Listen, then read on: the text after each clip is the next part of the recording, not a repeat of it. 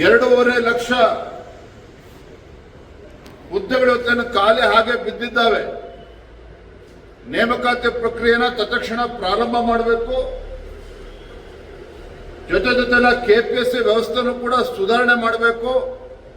ಇನ್ನು ನಿಮ್ಮ ಸರ್ಕಾರದಾಗ ಏನ್ ಮಾಡಿದರೆ ಇವೆಲ್ಲ ಮಾತುಗಳನ್ನ ಬದಿಗಿಟ್ಟು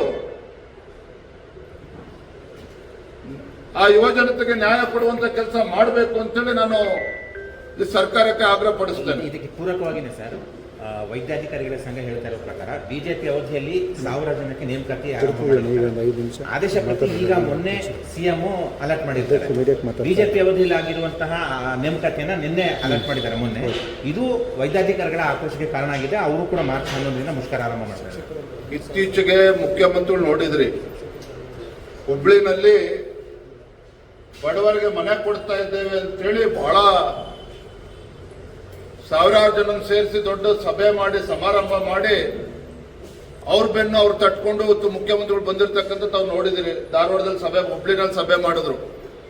ಆ ಬಡವರಿಗೆ ಮನೆ ಕೊಟ್ಟಿದ್ದು ಕೂಡ ಅದು ಹಿಂದಿನ ಬಿಜೆಪಿ ಸರ್ಕಾರ ಇದ್ದಾಗ ಅಲ್ಲಿ ಕಾರ್ಪೊರೇಷನ್ ಅಲ್ಲಿ ರೆಸಲ್ಯೂಷನ್ ಪಾಸ್ ಮಾಡಿ ಕೇಂದ್ರ ಸರ್ಕಾರದ ಸಹಯೋಗದೊಂದಿಗೆ ಆಗಿರುವಂತದ್ದು. ಇವ್ರು ಬಂದು ಕಡಿದು ಕಟ್ಟಾಕಿರ್ತಕ್ಕಂಥದ್ದು ಏನೂ ಅಲ್ಲ.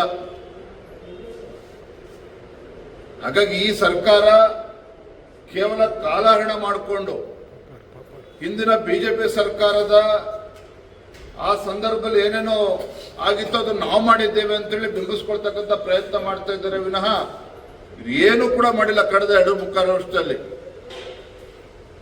ಹಾಗಾಗಿ ನಾನು ಮತ್ತೊಮ್ಮೆ ಆಗ್ರಹ ಪಡಿಸ್ತೇನೆ, ಮಾನ್ಯ ಮುಖ್ಯಮಂತ್ರಿಗಳು, ಉಪಮುಖ್ಯಮಂತ್ರಿಗಳು ಆ ಯುವ ಜನತೆಯ ಭಾವನೆಗಳನ್ನ ಅರ್ಥ ಮಾಡ್ಕೋಬೇಕು. ಎಷ್ಟೋ ಜನ ಪಾಪ ವಯೋಮಿತಿ ಅದು ಕೂಡ ಕಳೆದು ಹೋಗ್ತಾ ಇದೆ ಪಾಪ ಅವ್ರಿಗೆ, ಏಜ್ ಲಿಮಿಟ್. ಹಾಗಾಗಿ ಹುಡುಗಾಟಿಕೆ ಮಾಡದೇನೆ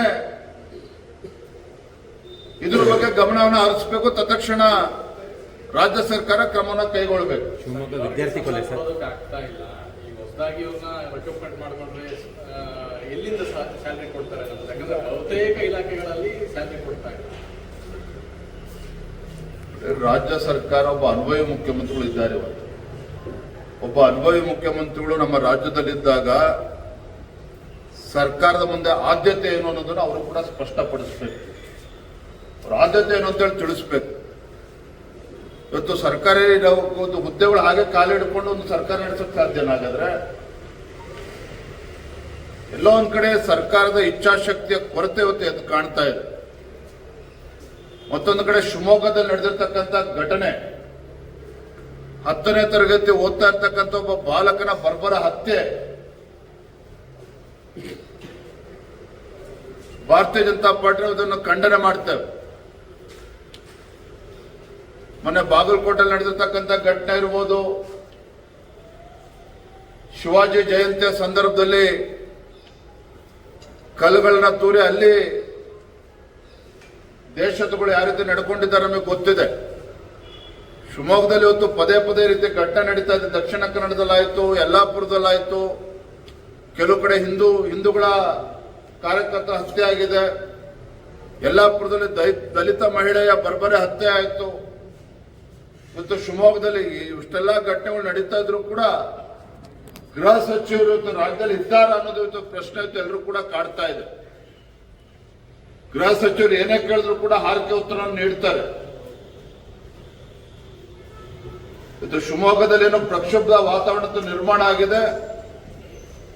ರಾಜ್ಯ ಸರ್ಕಾರ ತಡ ಮಾಡದೇನೆ ಯಾರು ಕೊಲೆಗಡಕರಿದ್ದಾರೆ, ಯಾವುದೇ ಜಾತಿಯವರಾಗ್ಲಿ ಯಾರೇ ಧರ್ಮದವರಾಗ್ಲಿ, ಕಾನೂನು ಎಲ್ಲರೂ ಕೂಡ ಒಂದೇನೆ.